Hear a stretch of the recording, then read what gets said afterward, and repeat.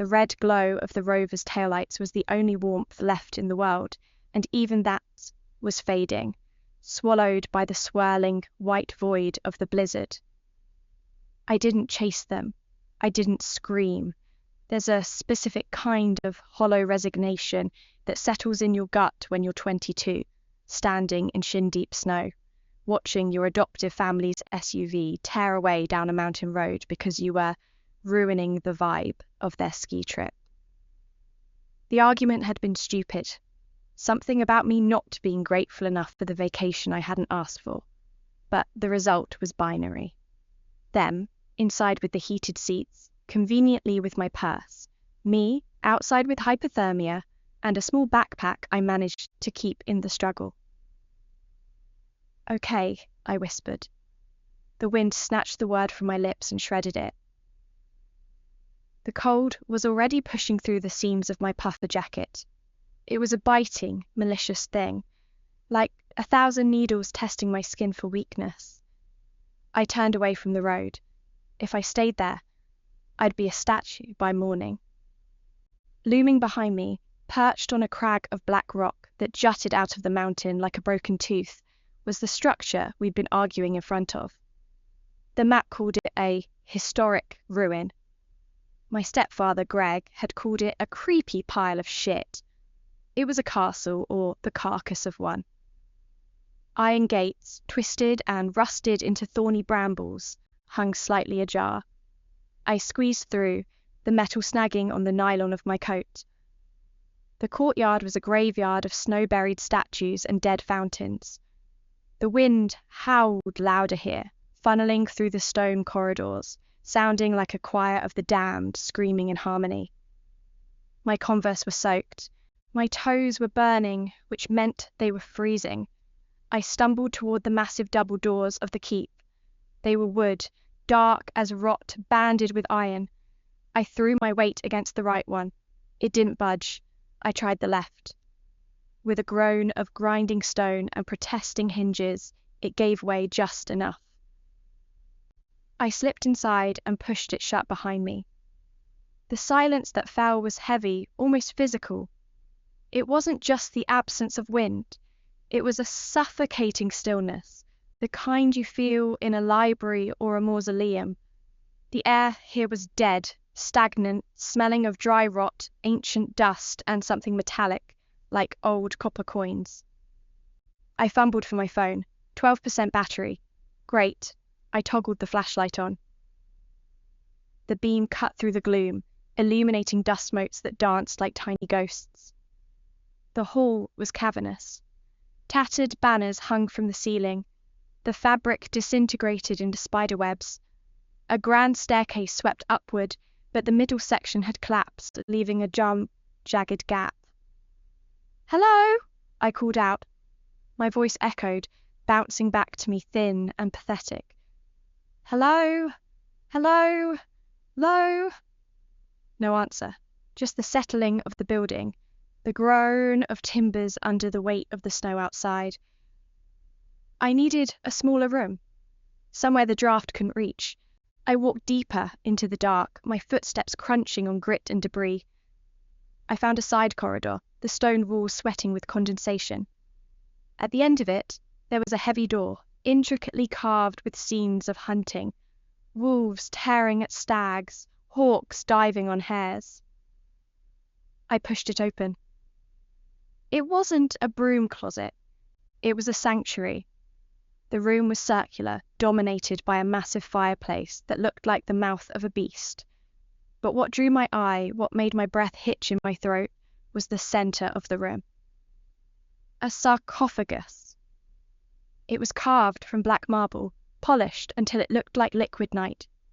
It sat on a raised dais, untouched by the decay that ate the rest of the castle. No dust settled on it. It gleamed in my flashlight beam. "Creepy," I muttered, shivering. My teeth were starting to chatter. I sat down in the corner, furthest from the death box, pulling my knees to my chest. I just needed to wait out the night. Greg would cool down, realize leaving his adoptive daughter to freeze was bad PR for his dealership and come back. Or he wouldn't. He had my money, after all. Would he really do this to me for it? Just for the meager inheritance my grandpa left me. I closed my eyes, the exhaustion of the cold tugging at me. Then something rumbled. The sound wasn't loud, but it vibrated through the floorboards, through my denim jeans, and into my bones. My eyes snapped open. The lid of the black marble sarcophagus was moving. It slid sideways with a fluid, frictionless grace that stone shouldn't possess. The sound was the grinding of heavy weight, yet it felt oddly musical. Panic, sharp and electric, flooded my system. I scrambled backward, my boots slipping on the stone floor until my back hit the wall. A hand rose from the darkness of the box. It was pale, not just fair-skinned, but the colour of milk, of moonstone. The fingers were long, elegant, and tipped with nails that looked like jagged shards of obsidian. Then she sat up. She was tall, even sitting, I could tell. She wore a gown that looked like it was woven from dried blood and shadows, the velvet crushed and heavy. Her hair was a cascade of white gold tumbling down her back in wild waves. But it was her face that froze me. High cheekbones that could cut glass, lips the colour of a bruised plum, and eyes. Her eyes were open, and they were looking right at me. They weren't human. The irises were a swirling nebula of crimson and violet, glowing with a faint predatory luminescence. She inhaled deeply, a sound like a bellows filling with air. Her neck arched, and I heard the dry crack of vertebrae realigning. Something suddenly pricked my mind. Something ancient. Then she spoke. "The air," she whispered. Her voice was like silk dragged over gravel, raspy, unused, but undeniably imperious. "It tastes thin." She turned her head, those terrifying eyes locking onto me. She didn't blink.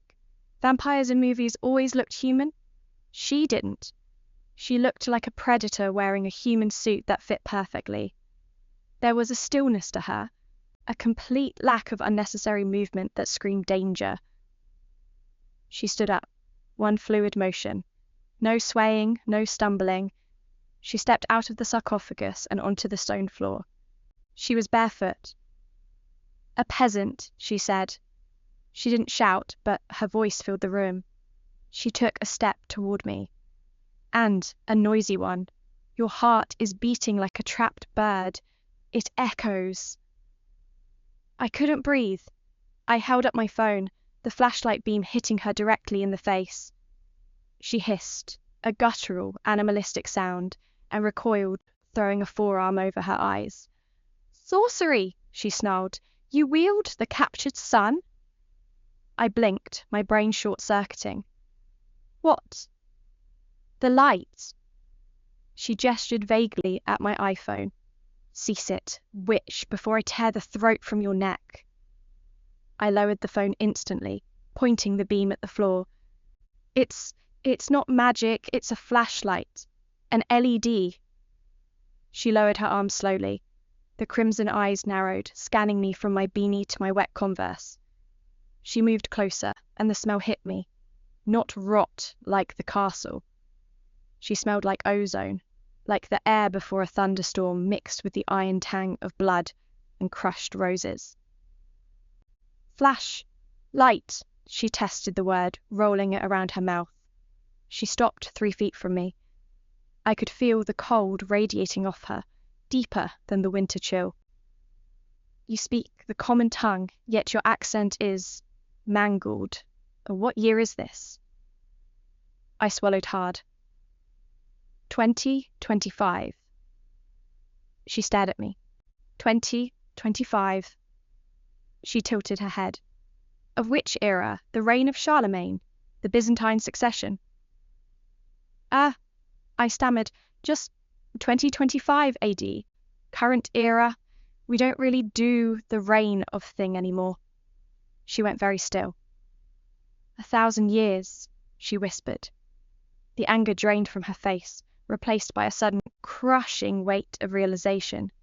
She looked around the room, really seeing the decay for the first time. She touched the mantel of the fireplace, her finger coming away grey with dust. My home. It is a corpse.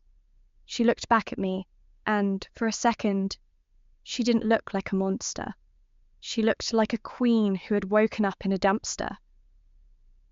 You, she pointed a long, sharp finger at me. Stand. I stood. My legs were shaking so bad I thought I'd collapse. I am Valeriana, she announced, Countess of the Silver Peaks, keeper of the Sanguine Pact. And you, small trembling creature, will explain to me why my castle is a ruin and why you are dressed in... She reached out and pinched the sleeve of my puffer jacket, her nose wrinkled in disgust. Inflated bladders. It's down, I squeaked. Feathers. Synthetic insulation. Synthetic? She repeated, as if the word tasted bad. You are my guest, or my meal. I have not decided. Do not make the decision easy for me. She turned and swept toward the door. Come, we must inspect the damage. I didn't want to go. I wanted to run out into the snow and take my chances with the frostbite. But Valeriana paused at the doorway and looked back, her eyes glowing in the gloom. Well, she said, unless you prefer the cold embrace of the storm, I can hear the wind. It sounds hungry. I am hungry too, but I am also curious. The wind has no curiosity. I followed her. The tour was surreal. Valeriana glided through the corridors, her bare feet making no sound on the debris-strewn floors. I crunched along behind her, shivering, using my phone to light her way. She treated the castle like a wounded relative. She would stop at a crumbled wall, run her hand over the rough stone, and mutter in a language that sounded like Latin, but sharper, more guttural. The tapestries, she mourned, staring at a pile of mouldy rags in the great hall, woven by the blind monks of Umbria. Gone. She turned to me. Who rules these lands now? The Franks? The Moors? Technically, I said, trying to keep my teeth from chattering, it's the state government, but we're near the border, so I guess the governor? Governor, she scoffed. A title for a bureaucrat. Is he a warrior? Does he lead the charge? He cuts ribbons at mall openings and gets indicted for tax fraud. Valeriana stared at me blankly. I do not know these words. Mal, tax fraud. They sound like diseases. They kind of are, I admitted. A small, hysterical laugh bubbled up in my throat. I was discussing politics with a millennium-old vampire in a ruined castle while my family drove back to the suburbs. She stopped abruptly in front of a massive portrait frame. The canvas was gone, slashed or rotted away. She stared at the empty space. This was me, she said softly, painted by a lover. She had delicious blood, sweet with a hint of copper. She turned to me, her expression intense. How do you preserve your likeness now, if the painters are gone? We have photos, I said. I hesitated, then unlocked my phone. I opened the gallery and found a selfie I'd taken in the car before everything went to hell. I held it out. Valeriana recoiled slightly, then leaned in. Her cold breath ghosted over my hand. She stared at the glowing screen, her eyes widening. It is a mirror that remembers, she whispered. She reached out, her nail tapping the glass. You are trapped inside? No, it's just an image. Look. I swiped to the next photo. A picture of my cat, Miso. Valeriana gasped. A beast! You carry beasts in the slab? It's a cat. Miso. Miso, she repeated solemnly. A warrior's name? He's afraid of cucumbers, so no. She looked at me, a strange gleam in her eye. You are a marvel, peasant. You wear bags of air, you carry a captured son that holds memories and cowards. Tell me, how did you come to be here? Did you seek to plunder my tomb? No, I said, the bitterness rising up again, warming me more than the jacket. My family left me. We were driving, they got sick of me, so they dumped me at the gate. Valeriana went still. The air around her seemed to drop 10 degrees. She loomed over me, her shadow stretching long and distorted in the flashlight beam. I didn't tell her about the other reason why they ditched me. They abandoned you? Her voice was low, a dangerous rumble. Of your own kin. Adoptive kin, but yeah. She hissed, exposing needle-sharp fangs. Barbarism. In my time, we did not abandon our own. We conquered them, we married them off, or we ate them. But we did not leave them to the snow like refuse. It is gauche. Gosh, I chuckled, a dry, hacking sound. Yeah, that's one word for it. They are weak, she declared. She turned and resumed walking, her posture even more regal. And foolish. They leave a resource behind.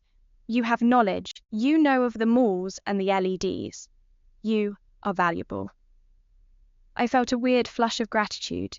Being called a valuable resource by an undead monster was the nicest thing anyone had said to me all week. We require warmth, she announced suddenly. My blood is slow. It needs heat to quicken. She led me back to the room with the sarcophagus. It was the only room with a functional door, the only place where the wind didn't cut through to the bone. She pointed at the massive fireplace. Make fire. I looked at the empty grate. With what? There's no wood. She looked around, her eyes landing on a rotted wooden chair in the corner. She walked over to it, grabbed a leg and pulled. With a sickening crunch, the solid oak shattered like styrofoam. She threw the pieces into the fireplace. Fire, she commanded again. I dug into my pocket. I didn't smoke, but I kept a lighter. A habit from my bio-mum, maybe. Or just paranoia. I flicked the bick. Valeriana flinched. Tiny dragon?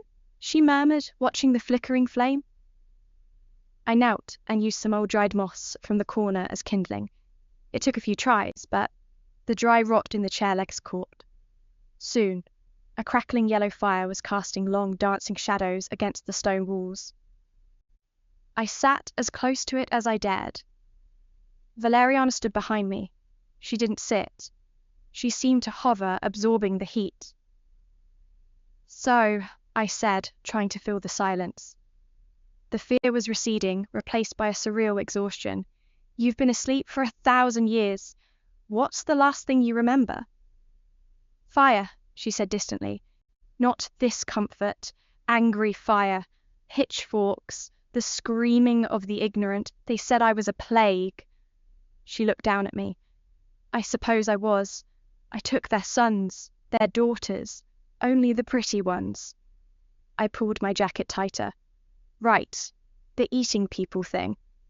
It is nature, she said simply. The wolf eats the hare, the hawk eats the sparrow. I eat you. Are you going to? I asked, my voice small. She looked at me. The firelight reflected in her eyes, making them look like burning coals. She crouched down, her movement silent, until her face was level with mine. I could smell the ancient dust in her hair. She reached out. I flinched, but I didn't run. Her hand, cold as ice, touched my cheek. Her thumb traced the line of my jaw. You are cold, she said, and thin. The blood in you is sluggish with fear and cold. It would be like drinking slush. She pulled her hand back. Besides, if I drain you, who will explain the magic stab to me? Who will tell me of the tax fraud? I let out a breath I didn't know I was holding. So I'm safe because I'm tech support? For now, she smiled, and it was terrifyingly beautiful. Her fangs glistened. Consider yourself under my protection. You are my herald into this new world, Elise Vance. I didn't tell you my last name. I tasted it on your fear, she lied. Or maybe she didn't. That made me remember the strange sting that struck my brain when she first spoke. Tell me, Elise, do women still wear corsets? My ribs ache at the memory. No, I said, relaxing slightly. We have Spanx, which are worse, honestly. Spanx, she whispered. The torture evolves. We sat there for hours. The storm raged outside, battering the stone walls, trying to get in. But for the first time in my life, the monster wasn't the thing outside trying to get me. The monster was sitting next to me, asking me to explain how Uber Eats worked. You summon food? She asked, incredulous. A stranger brings it to your gate, and you do not kill him? We tip him extra money. You pay him tribute for bringing you a cow. A burger, but yes. Valeriana shook her head, her white gold hair shimmering. This world is soft. It is fat and lazy. I shall conquer it easily. You might want to start with a heavy coat, I suggested. It's freezing. She looked at my puffer jacket. I will not wear the bladders. We can get you a wool coat. Cashmere. Cashmere, she purred. I know this word. The wool of the mountain goat, soft as a cloud. She looked at me, a calculating expression on her face. You will acquire this for me? I don't have money. My parents, the ones who left you. Her eyes flashed. They have gold? My credit cards. My money is... I searched for an equivalent that would make sense to her. Digital gold. Then we shall find them, she said, standing up. The fire popped, sending sparks flying. We shall find them, and we shall take your digital gold back. And perhaps I shall teach them the courtesy of the old ways.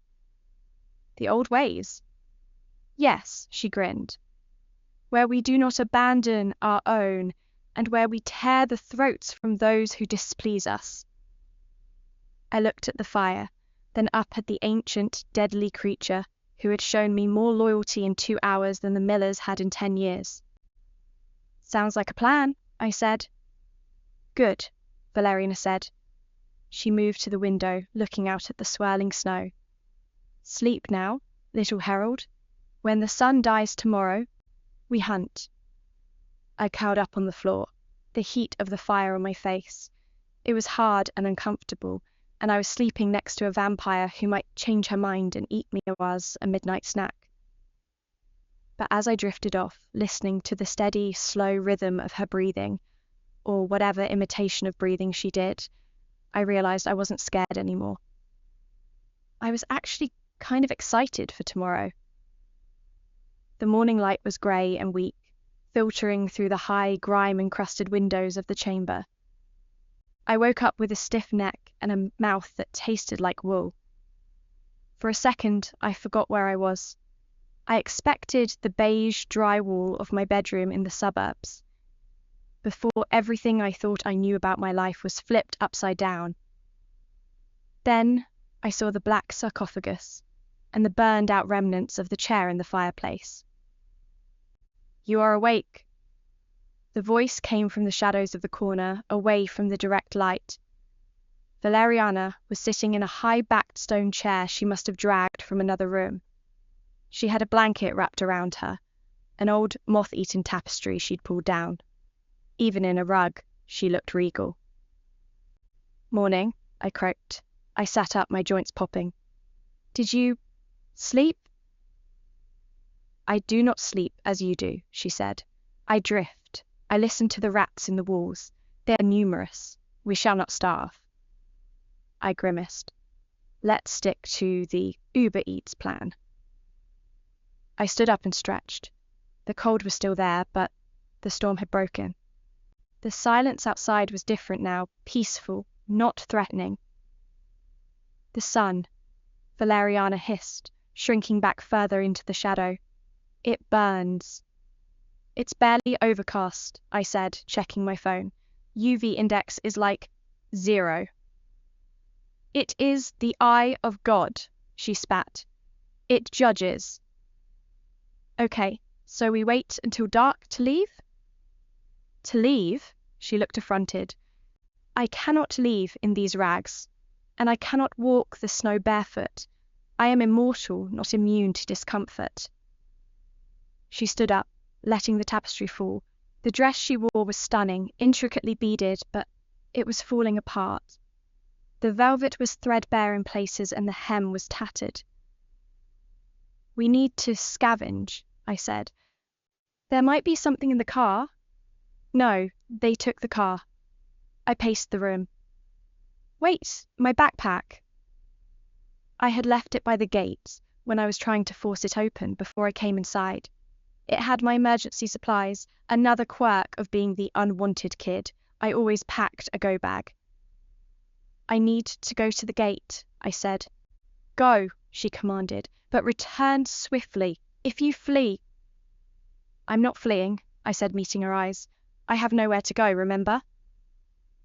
She held my gaze for a long moment, her crimson irises searching mine.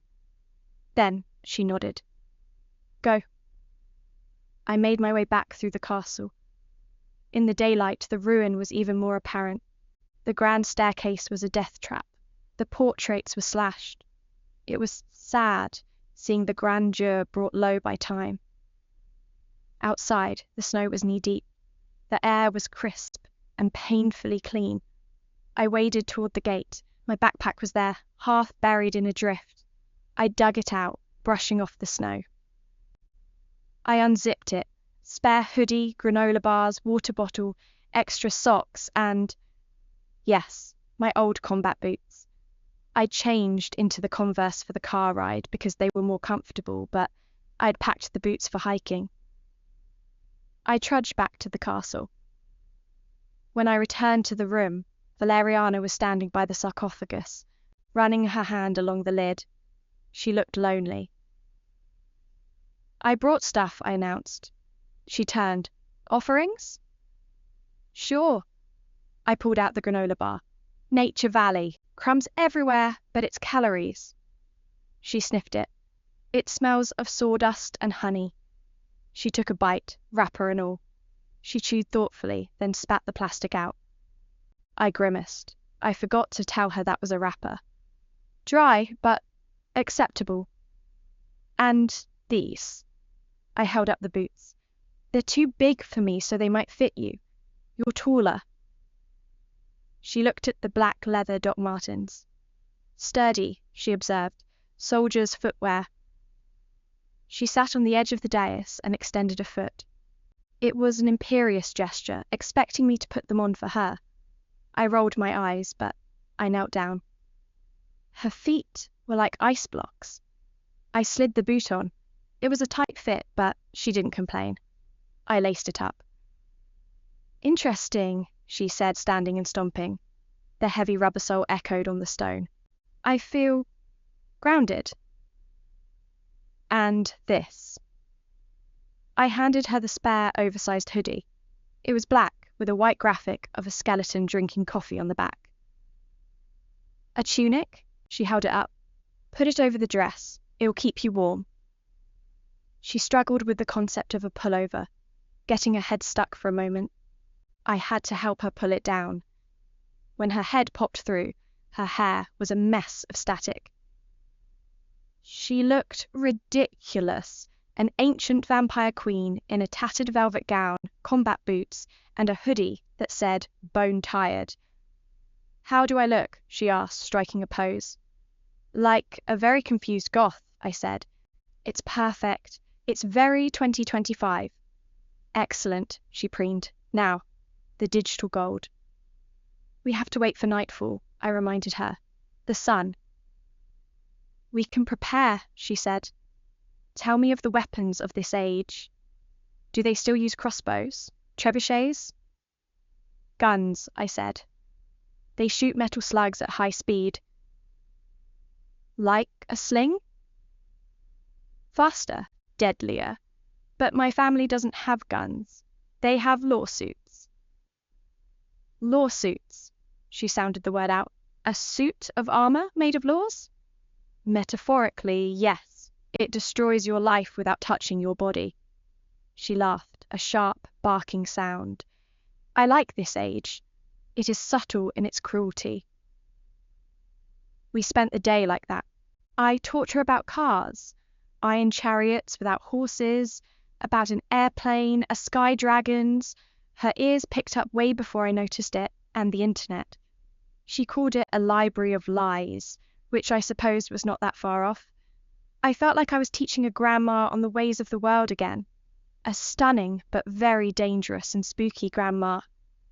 She taught me about the castle's history, about the time she seduced a duke to steal his army, and the proper way to eviscerate a stag. As the sun began to dip below the mountains, painting the snow in shades of purple and blue, the mood shifted. Valeriana became restless. She paced the room, her movements becoming more fluid, more predatory. The bone-tired hoodie didn't look funny anymore. It looked like a warning. The hunger rises, she whispered, staring at my neck. Granola bar, I offered weakly. No, she said. I need the essence. We're going to town, I said quickly. There's a butcher shop, cow's blood, pigs. She wrinkled her nose. Animal blood makes me sluggish, but it will suffice, for now. Her crimson eyes lingered on my neck. I shifted uncomfortably. Great, let's go.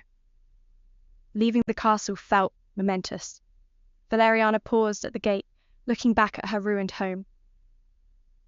I will rebuild it, she vowed, with the bones of my enemies. Or with contractors, I suggested. We can check Yelp.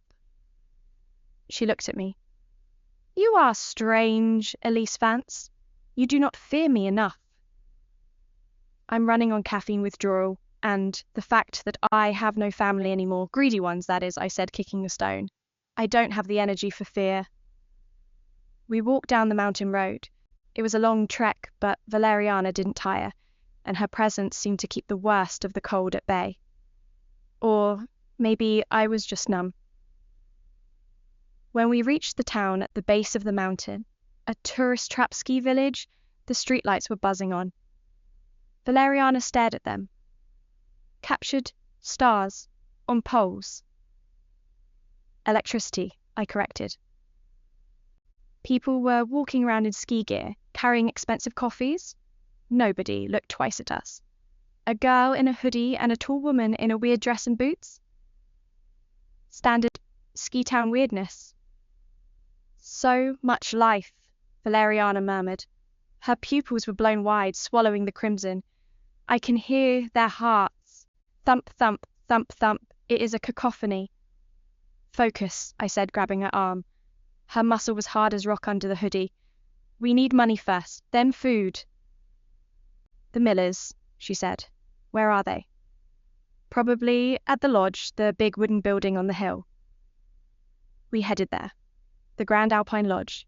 Expensive, pretentious, exactly Greg's style. We walked into the lobby. It was warm, smelling of pine and cinnamon. A fire roared in the massive stone fireplace. Gas, not wood. Valeriana sneered at it. Force fire, she muttered. I scanned the room, and there they were. Greg and my mum, Linda. They were sitting at the bar, laughing. Greg had a scotch in his hand. Linda was looking at photos on her phone, probably of the fun trip. I felt a cold pit open in my stomach. They weren't worried. They weren't organising a search party, they were drinking. Valeriana felt my reaction. She looked at me, then at them. Those are the ones? She asked. Her voice was low, barely a whisper, but it carried a vibration that made the glass on the nearest table rattle. Yeah, I whispered. They look soft, she said, like overripe fruit. She started toward them. I grabbed her sleeve. No killing, please. Too much paperwork. She looked back at me, a wicked smile spreading across her face. I shall not kill them, little herald. I shall merely educate them. She swept through the lobby, heads turned, not because of her outfit, but because of her presence. She parted the crowd like Moses parting the Red Sea. She radiated power. The primal fear the modern world had forgotten was right there, and the people here were remembering it quickly. She stopped right behind Greg's stool. "Excuse me," she said. Greg turned around, annoyed. "Yeah? Can I help you?" The words died in his throat. Valeriana leaned in close. She wasn't blinking. She locked eyes with him, and I saw Greg go pale. "You have something that belongs to my associate," Valeriana said. Her voice was smooth, cultured, and terrifying. Greg stammered. "Who?" "Elise," she said. She gestured to me. I stepped forward, giving a little wave. "Hi, Greg. Mom." Linda dropped her phone. "Elise, oh my God, we thought you took the bus." "There is no bus," I said flatly.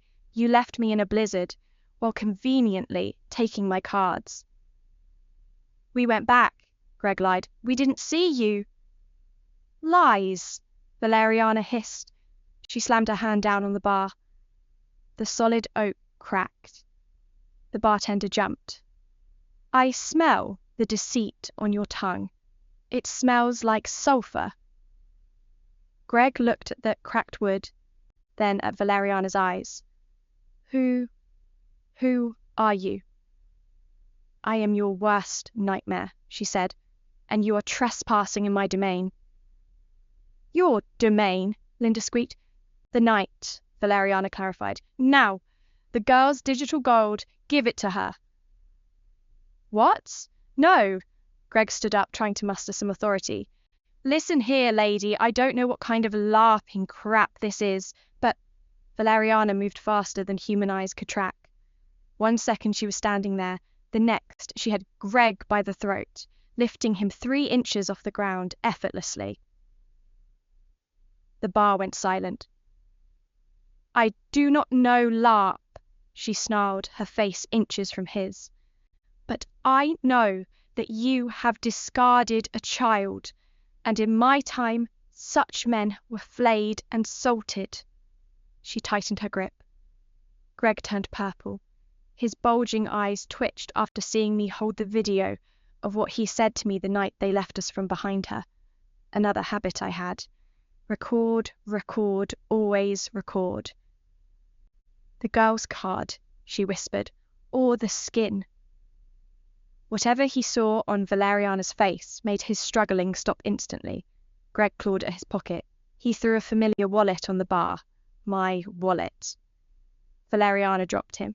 He collapsed, gasping for air. She picked up the wallet and handed it to me. "Is this sufficient?" I checked. My platinum Amex was there. I was too deep in this to care, and I knew Greg valued his face too much to let this get out. "Yeah, that'll work." "Good."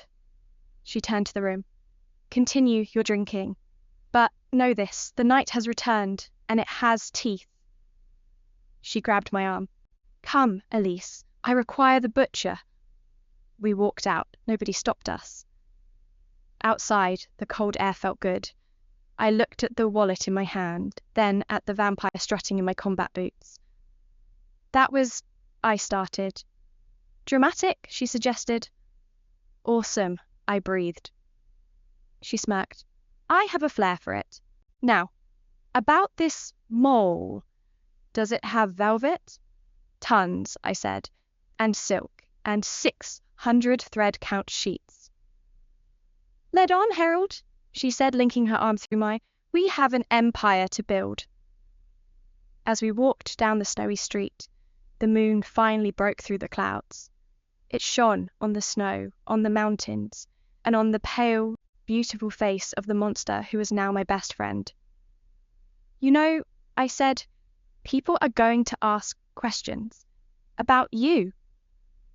Let them ask, she said dismissively. I am Valeriana. I do not answer questions. I exist. Fair enough, I said. Hey, do you want to try a slushie? It's like drinking snow, but flavoured. She paused. Flavoured snow? What sorcery is this? Blue raspberry. It will change your life. Then we shall acquire the blue raspberry, she declared, and then we feast. I laughed. For the first time in years, I wasn't just surviving. I was living. Getting everything else about my messy life sorted out will take time. Grandpa's inheritance, my documents, and whatever else, but for the first time, it all didn't seem so bad.